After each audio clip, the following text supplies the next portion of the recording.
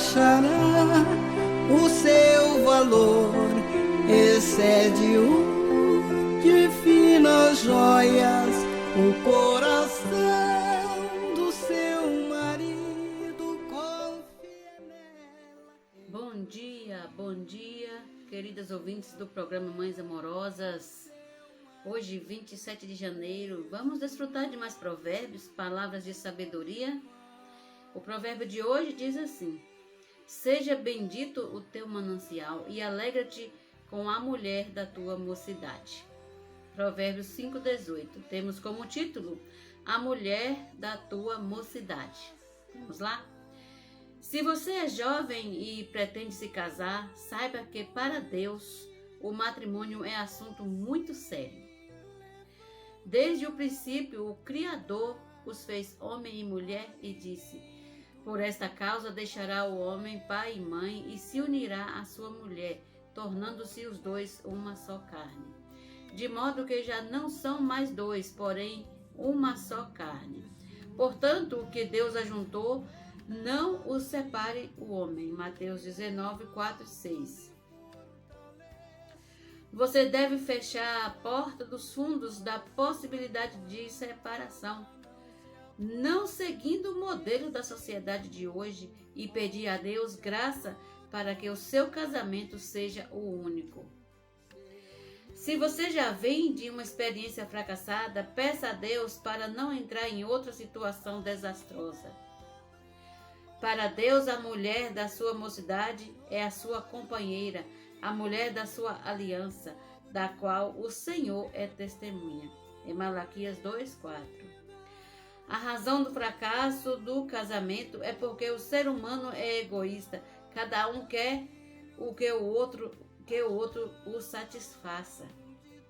Cristo foi o modelo de renúncia de si, pois ele amou a igreja e assim mesmo se entregou por ela.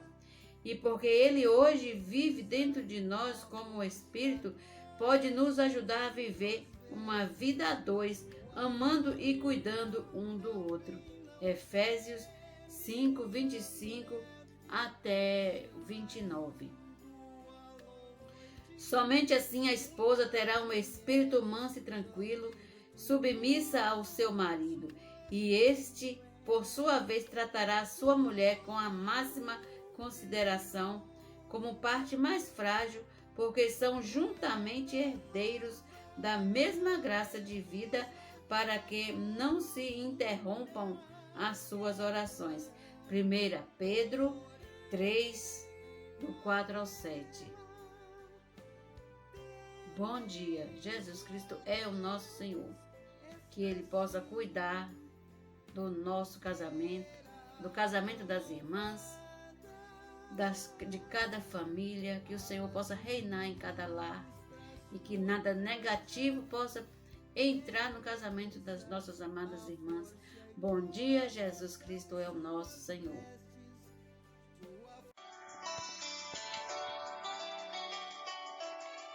Alimento diário. Série Vida e Edificação. Autoria: Pedro Dong. Leitura: Márcia Girlânia. Amém, amados. Jesus é o Senhor. Estamos aqui para ler o alimento diário, que tem como título Ser governado pela palavra. Ser governado pela palavra. Nós vamos ler semana 3, terça-feira. Leitura bíblica, Salmos 110, 3. Ler com oração. Rogai, pois, ao Senhor da seara, que mande trabalhadores para a sua seara. Isso está em Mateus 9:38. Título da terça-feira: O Exército do Senhor. Neste ano, tivemos a oportunidade de participar da Expo Cristã, ocasião em que foi lançado o livro Os Trabalhadores da Última Hora. Durante o evento, foi ministrada uma palavra para despertar em todos a consciência da urgência do tempo em que vivemos. 20 séculos da história da igreja já se passaram, e Deus ainda não conseguiu fazer Cristo encabeçar. em plenitude, nem mesmo sua igreja. Isso mostra como a tarefa diante de nós é urgente. Somos os trabalhadores da última hora. Estamos aqui para estabelecer o reino de Cristo na terra, primeiramente em sua igreja. Talvez seja difícil que isso aconteça em toda a igreja, mas Deus chama Sião, a parte forte da igreja, aqueles que querem lutar pelo reino. A luta entre dois reinos implica guerra. Por isso Deus está formando um exército. No passado, Ele ordenou que todos os homens de Israel, da idade de 20 anos para cima, fossem contados para a batalha. Números 1:3 diz: da idade de 20 anos para cima, todos os capazes de sair à guerra em Israel, a esses contarei segundo os seus exércitos, tu e Arão. Da mesma forma, hoje o Senhor levanta seu povo para a guerra. A partir da promessa que Ele nos deu em 2020, referente ao Salmo 110, muitos adolescentes foram levantados. Agora já estão na frente da batalha, guerreando pelo Senhor. Aleluia! Alguns daqueles, hoje jovens, foram enviados até mesmo às nações da Ásia, Japão, Coreia do Sul e África do Sul. Mas ainda há muito a ser feito. Precisamos de mais adolescentes para energizar a igreja, de capitães que cuidem dos adolescentes, dando direção e suporte, e também dos intendentes, irmãos maduros, que cuidam das necessidades desse exército. Então, graças ao Senhor, temos um exército completo.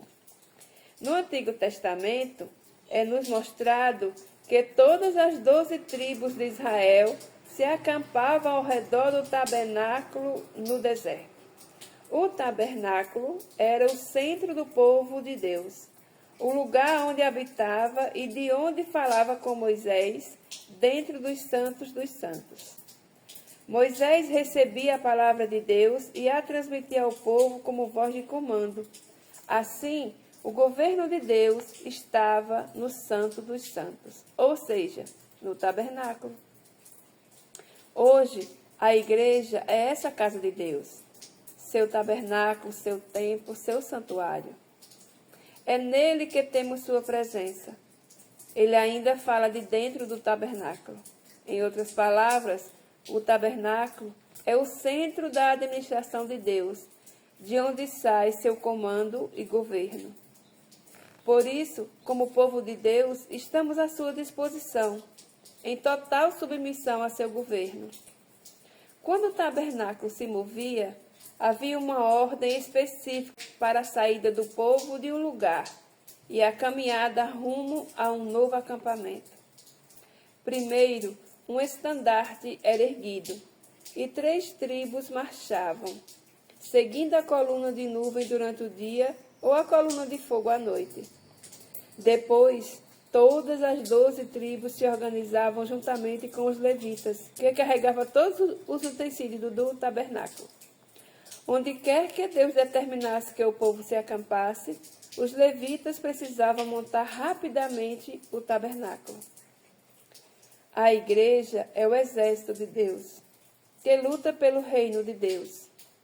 Como parte desse exército, somos trabalhadores, missionários, comportores, cada um cumprindo seu papel. Mesmo que sejamos poucos, temos nosso exército espalhado pelos 5 continentes. Esses são os de 20 anos para cima, mencionados no livro de Números, que fazem parte do exército de Deus, podendo ser enviados à frente da batalha. Seja um trabalhador da última hora. Faça parte desse exército. Amém? Jesus é o Senhor. Anote nos comentários sua luz na palavra, sua direção e sua demonstração. Ó Senhor Jesus, amém. Somos trabalhadores da última hora. A palavra de Deus arde em meu coração. Vamos fazer a lição na terça-feira? 1, 2, 3 e...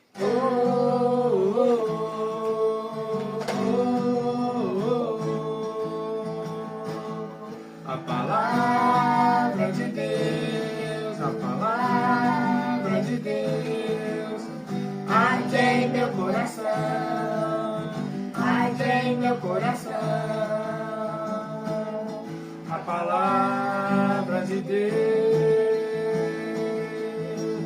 Arde, arde, arde, arde, arde, arde meu coração. A palavra de Deus, a palavra de Deus, arde em meu coração, arde em meu coração. A palavra de Deus, arde, arde, arde, arde, arde, arde em meu coração. Oh, oh, oh.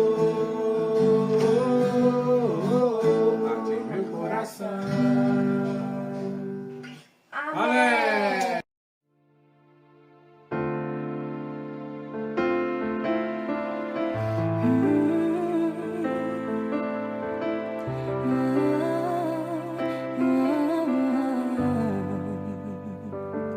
Tua sã palavra chove sobre mim e meu coração se abre para ti. Olá! Jesus é o nosso Senhor, bom dia! Estamos aqui, Lene e eu, para desfrutarmos da palavra junto com você. Está começando leitura bíblica nesta terça-feira. Ontem nós vimos o Senhor falando com Moisés, né? Mostrando que ele tinha o desejo de tirar o seu povo do Egito para levá-lo à terra prometida, Canaã, e iria usar, né? Iria precisar da cooperação de Moisés. Então Moisés diz: quem sou eu, Senhor, para fazer isso, né? Ir diante de Faraó e dizer: deixa sair o meu povo, né? Quem sou eu para fazer isso? Mas o Senhor disse: eu estarei contigo. Então isso faz toda a diferença para Moisés, a presença do Senhor, né?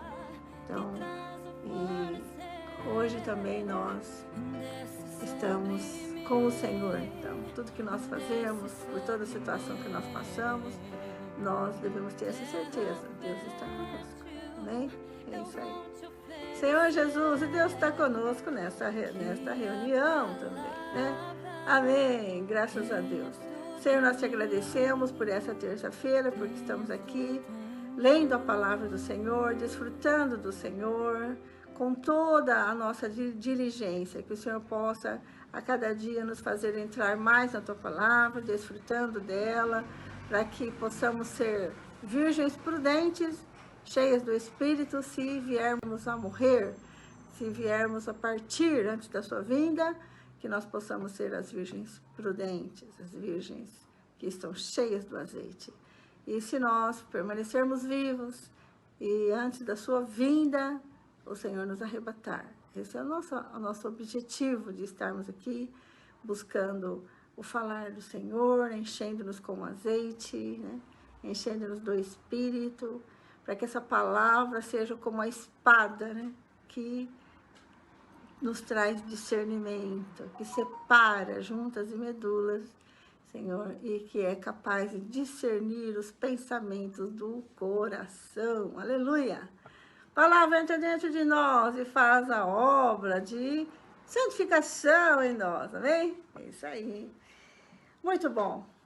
Quero dizer para você que a vida do cristão, ela tem 3 fases. A primeira é a justificação. Quando nós recebemos o Senhor, nós somos justificados, né, pelo sangue de Cristo, e depois passa um processo de santificação, onde o Senhor nos separa de tudo que é mundo, né? Nos separa do eu, do velho homem. O Senhor vai nos separando, vai nos santificando, vai nos enchendo dele mesmo, e isso nos torna santos, né? Porque estamos cheios de Deus. E o último passo é glorificação. É quando o Senhor vier nos arrebatar. É quando o Senhor vier dar para nós um novo corpo, que será, e todos poderão ver a glória do Senhor. Isso é glorificação, é Deus expresso em nós, né? Isso é o último passo da nossa salvação. Então, a nossa salvação é completa se nós passarmos por essas três fases aí, né? Justificação, santificação e glorificação. Amém? Aleluia! Muito bom, isso só para a gente desfrutar e ser encorajado a prosseguir, amém? Vamos nos santificar? É isso aí, vamos embora. Agora vamos continuar a leitura bíblica. Hoje vamos ler Gênesis, capítulo 4 e 5, né, do Velho Testamento. Então, vamos lá. Abra sua Bíblia. Êxodo, capítulo 4, versículo 1. Deus concede poderes a Moisés. Moisés respondeu: mas eis que eles não vão acreditar em mim, nem ouvirão o que vou dizer, pois dirão: o Senhor não apareceu a você.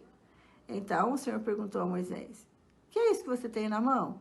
Ele respondeu: um bordão, um cajado, né? Um pedaço de pau, né? Então lhe disse: jogue-o no chão. Ele o jogou no chão. E o bordão virou uma serpente. E Moisés fugia dela. Mas o Senhor disse a Moisés: estenda a mão e pegue-a pela cauda. E ele então estendeu a mão e pegou-a pela cauda. E ela se transformou em bordão.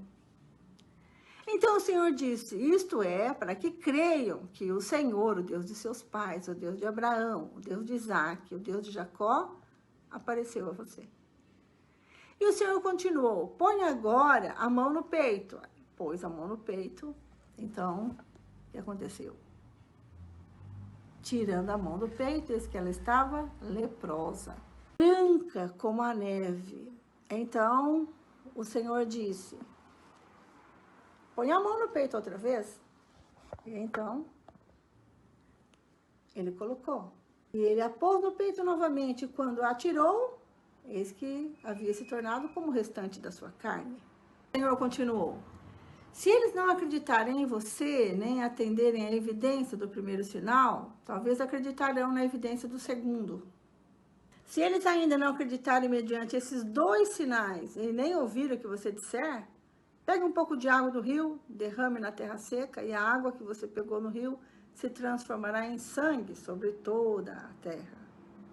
Então Moisés disse ao Senhor: ah, Senhor, eu nunca fui eloquente, nem no passado, nem depois que falaste a teu servo, pois sou pesado de boca e pesado de língua. O Senhor respondeu: quem fez a boca do homem? Ou quem faz o mudo, ou o surdo, ou o que vê, ou o cego? Não sou eu o Senhor? Agora vá, eu serei com a sua boca e lhe ensinarei o que você deve falar. Porém Moisés respondeu: ah, Senhor, envia alguém outro que quisestes enviar, menos a mim.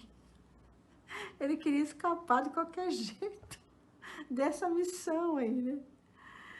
A ira do Senhor se acendeu contra ele, Moisés. E o Senhor disse: Arão, o levita, não é seu irmão? Eu sei que ele fala fluentemente. Eis que ele vem ao seu encontro e ao ver você se alegrará em seu coração. Você falará com ele e lhe porá na boca as palavras. Eu serei com a sua boca e com a dele e ensinarei a vocês o que devem fazer. Ele falará por você ao povo. Ele será como se fosse a sua boca e você será para ele como Deus. Leve, pois, na mão este bordão com o qual você fará os sinais. Moisés volta para o Egito. Versículo 18. Moisés voltou para Jetro, seu sogro, e lhe disse: deixe-me voltar aos meus irmãos que estão no Egito para ver se ainda vivem. Jetro respondeu: vá em paz. O Senhor disse a Moisés e Midian: volte para o Egito, porque já morreram todos que queriam matar você. Então Moisés tomou a mulher e os filhos e fez com que montassem num jumento e voltou para a terra do Egito. Moisés levava na mão o bordão de Deus. Então aqui eu quero fazer uma breve parênteses aqui, né? Moisés foi sozinho? Não, ele foi com a esposa e os seus 2 filhos. A família foi, certo? Fechar parênteses. O Senhor disse a Moisés: quando você voltar ao Egito, trate de fazer diante de Faraó todos os milagres que eu pus em sua mão. Mas eu vou endurecer o coração de Faraó, para que não deixe o povo ir. Diga a Faraó: assim diz o Senhor, Israel é meu filho, o meu primogênito, e eu digo a você: deixe o meu filho ir, para que me adore. Mas se você não quiser deixá-lo ir, eis que eu matarei seu filho, seu primogênito. Estando Moisés no caminho, numa estalagem, o Senhor o encontrou e quis matá-lo. Então Zípora pegou uma pedra afiada, cortou o prepúcio de seu filho e com ela tocou os pés de Moisés e lhe disse: sem dúvida, você é para mim um marido de sangue. Assim o Senhor o deixou.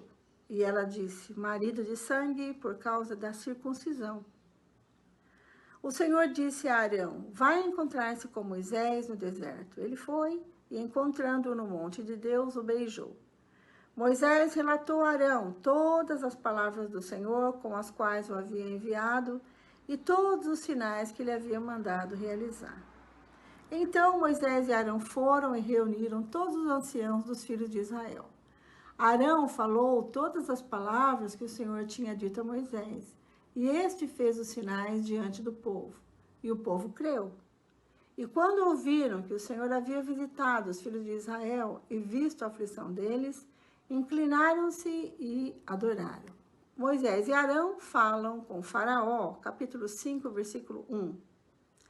Depois Moisés e Arão foram e disseram a Faraó: assim diz o Senhor, Deus de Israel: deixe o meu povo ir para que me celebre uma festa no deserto.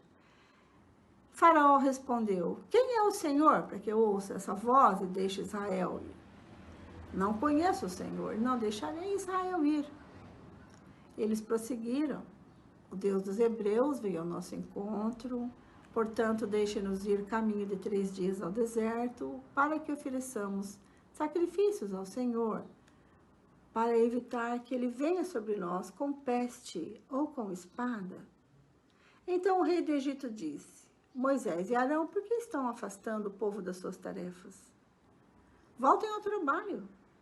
E Faraó disse também: o povo da terra já é muito e vocês ainda querem que eles descansem de suas tarefas? Faraó aflige os israelitas. Naquele mesmo dia, Faraó deu uma ordem aos feitores do povo e aos seus capatazes, dizendo: daqui em diante, não forneçam mais palha ao povo para fazer tijolos como antes, que eles mesmos ajuntem para si a palha. Mas exijam deles a mesma quantidade de tijolos que antes faziam. Não diminuam a cota, eles estão desocupados e por isso gritam: vamos e sacrifiquemos ao nosso Deus. Imponham mais serviço a esses homens para que se mantenham ocupados e não deem ouvidos a palavras mentirosas. Então os feitores do povo e seus capatazes foram e falaram ao povo: assim diz Faraó: não fornecerei mais palha para vocês. Vão vocês mesmos e ajuntem palha onde a puderem achar, porque não haverá redução no trabalho de vocês. Então o povo se espalhou por toda a terra do Egito para juntar restolho em lugar de palha. Os feitores os pressionavam, dizendo: terminem o trabalho de vocês, a tarefa do dia, como quando havia palha. Os capatazes dos filhos de Israel, que os feitores de Faraó tinham posto sobre eles, foram açoitados. Os feitores perguntavam aos capatazes: por que não terminaram nem ontem nem hoje a tarefa de vocês, fazendo tijolos como antes? Os israelitas se queixam de Moisés e Arão. Agora, o próprio povo vai se queixar de Moisés e Arão, porque eles estão passando por tanto sofrimento, né? E quem eles vão culpar? Moisés e Arão. Os israelitas se queixam de Moisés e Arão. Versículo 15. Então, os capatazes dos filhos de Israel foram se queixar a Faraó, dizendo: por que o Senhor trata assim estes seus servos? Já não nos fornecem palha, mas nos dizem: façam tijolos. Eis que estes seus servos são açoitados, porém o seu próprio povo é que tem culpa. Mas Faraó respondeu: vocês são os desocupados. Vocês estão desocupados e por isso dizem: vamos e sacrifiquemos ao Senhor. Voltem agora ao trabalho. Vocês não receberam palha, mas terão de produzir a mesma quantidade de tijolos. Então os capatazes dos filhos de Israel se viram em aperto, porque diziam a eles: não haverá redução na quantidade de tijolos na tarefa diária de vocês.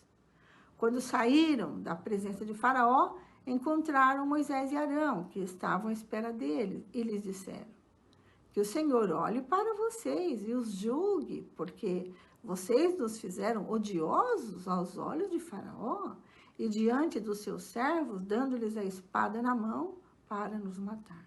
Moisés se queixa a Deus, versículo 22. Então, Moisés, voltando-se ao Senhor, disse: ó Senhor, por que afligiste este povo?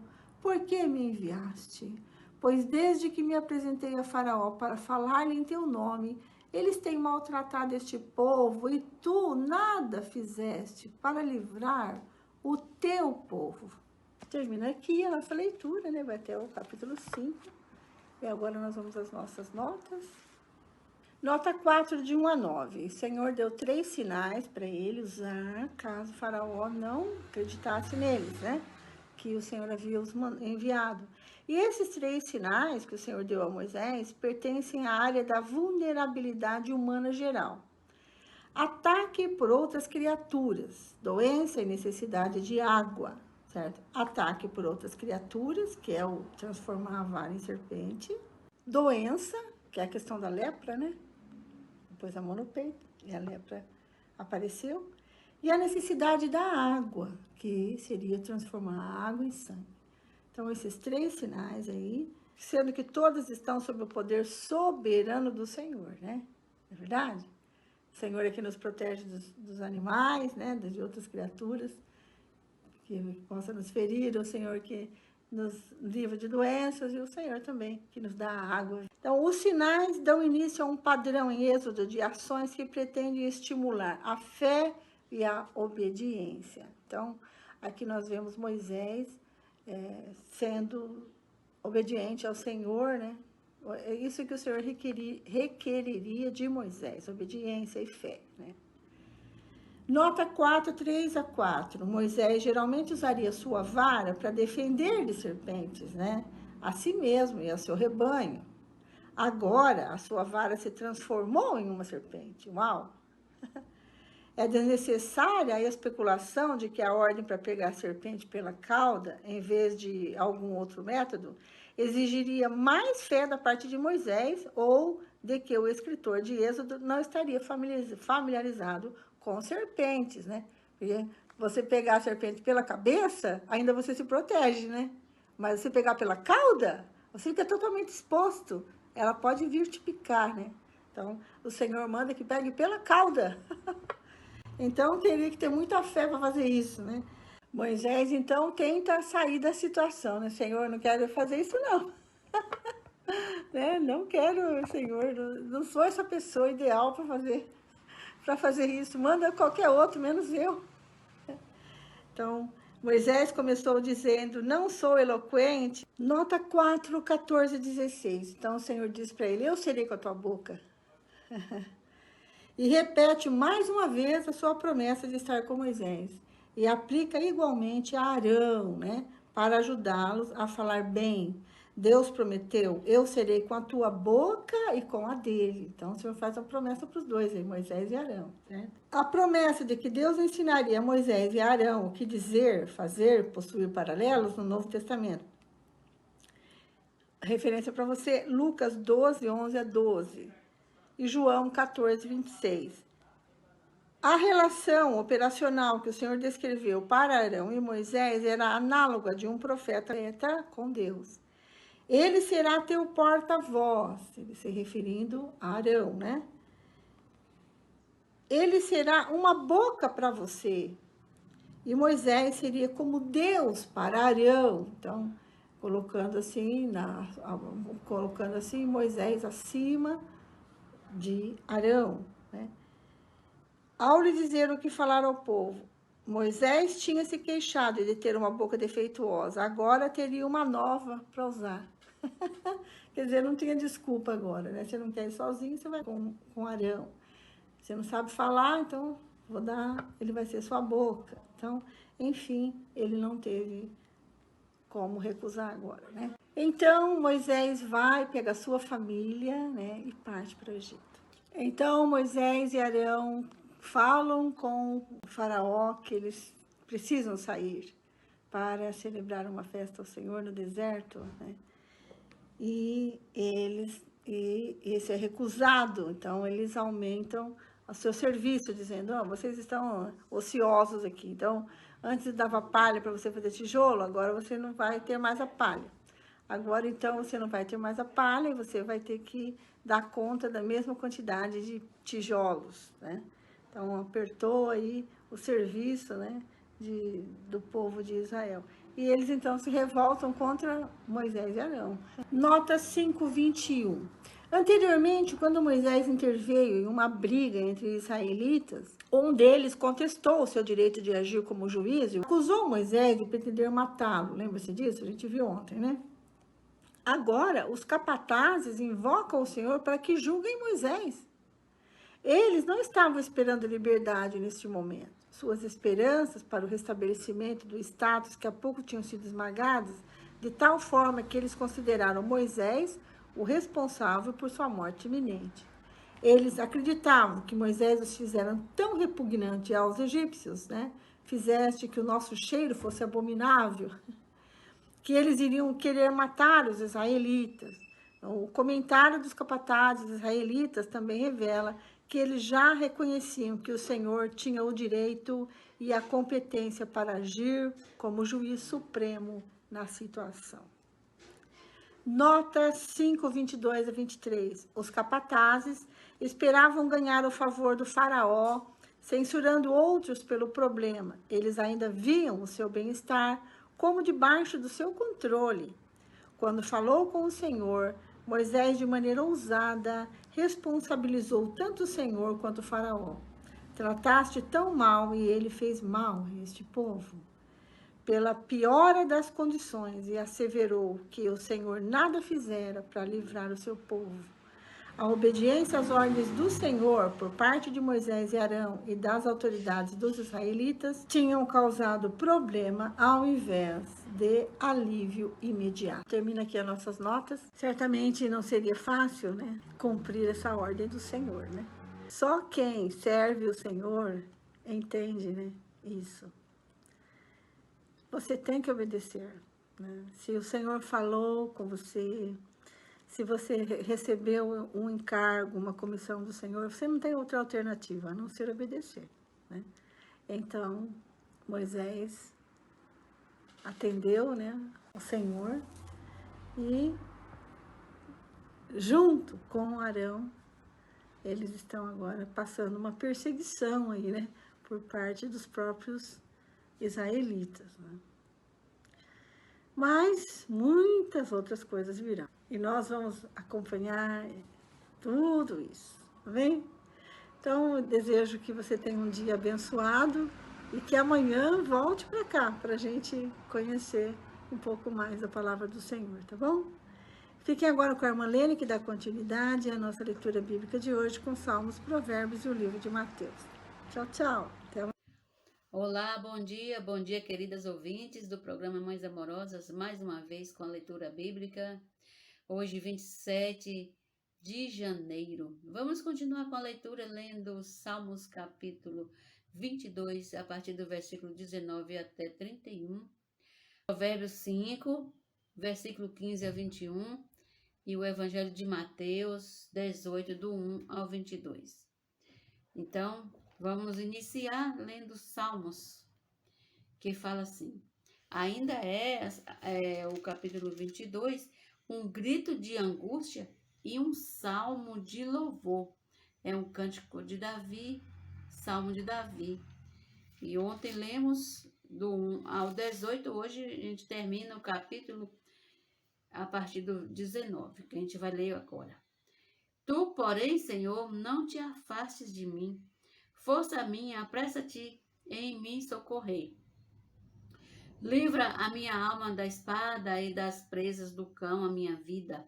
Salva-me da boca do leão e dos chifres dos búfalos. Sim, tu me respondes. A meus irmãos declararei o teu nome. No meio da congregação eu te livrarei. Louvem o Senhor, vocês que o temem. Glorifiquem todos vocês, descendência de Jacó.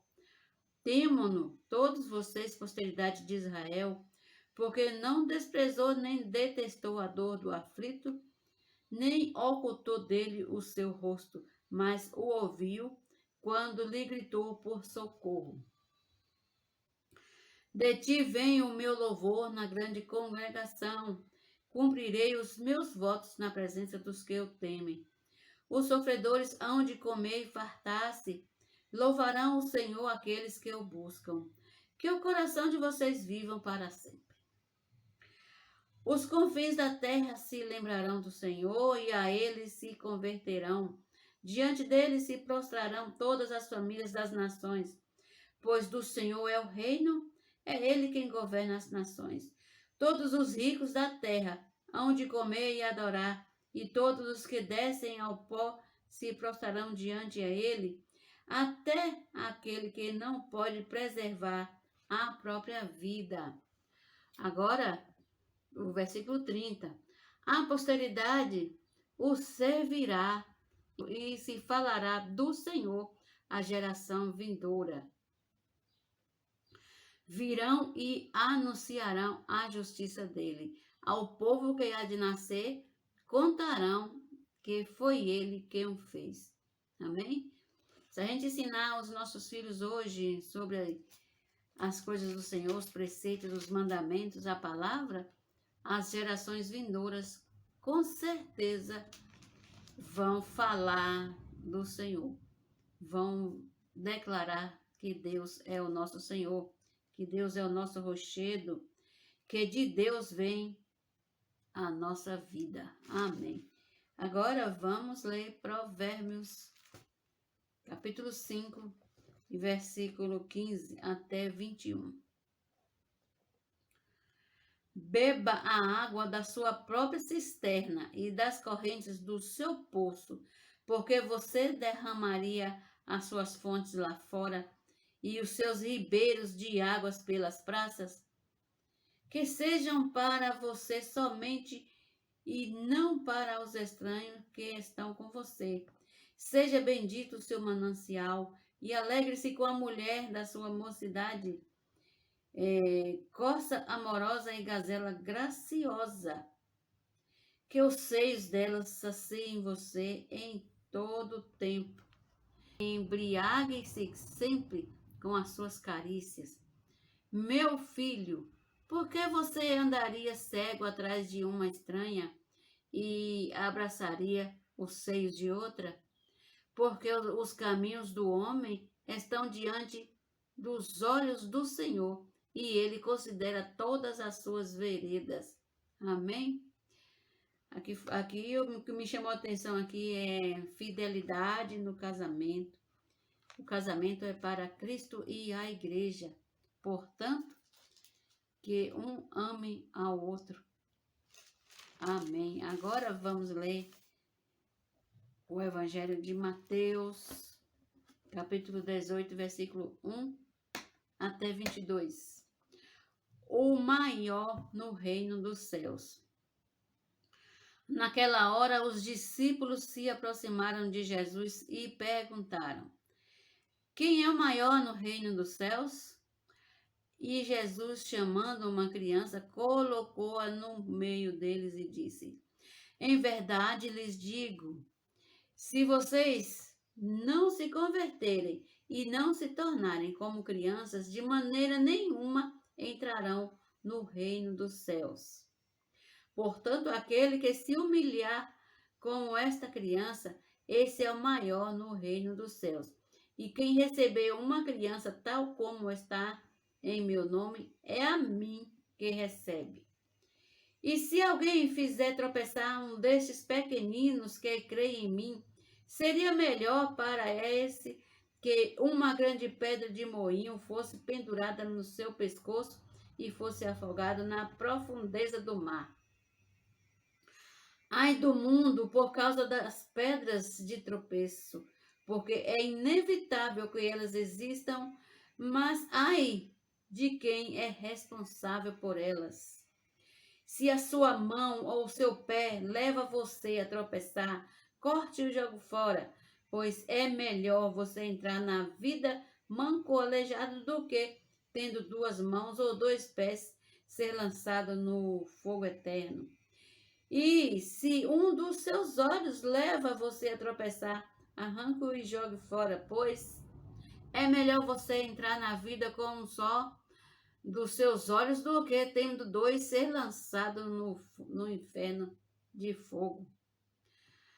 Fiquem atentos para não desprezarem nenhum desses pequeninos, porque eu afirmo a vocês que os anjos deles lá nos céus veem incessantemente a face de meu Pai Celeste, porque o Filho do Homem veio salvar o que estava perdido.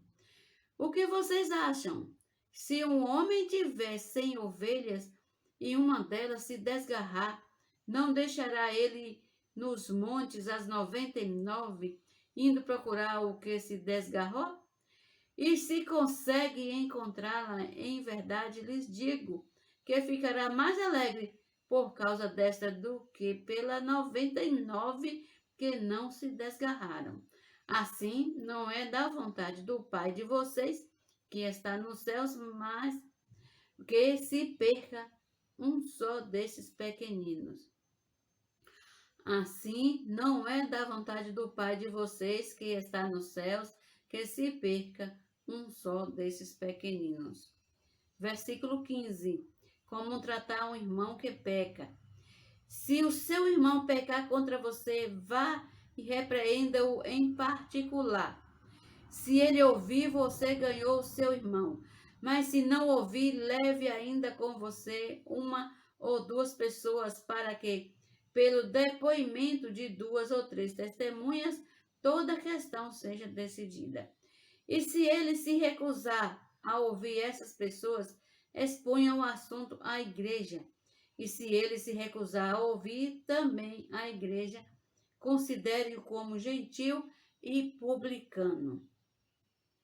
Em verdade lhes digo que tudo o que ligarem na terra terá sido ligado nos céus, e tudo o que ligarem na terra terá sido desligado nos céus.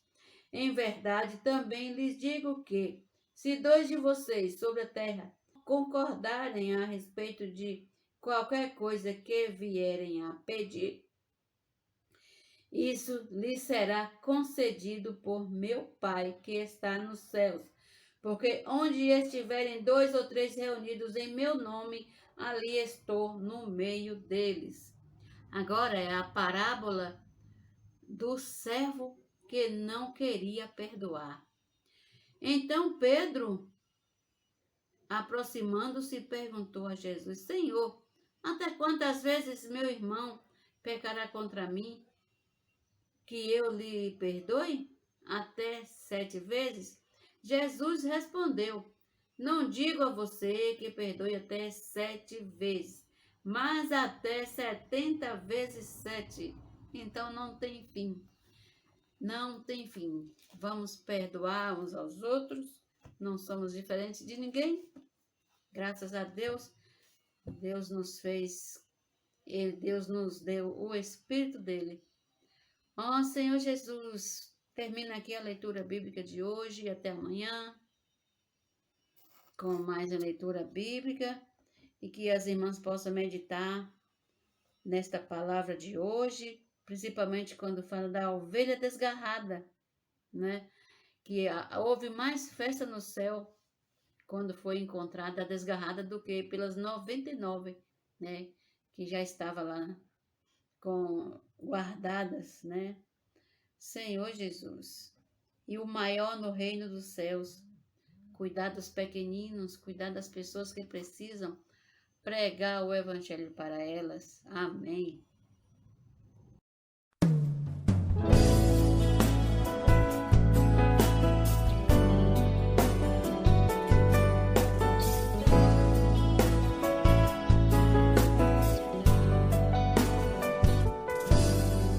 De novo, lhes falava Jesus.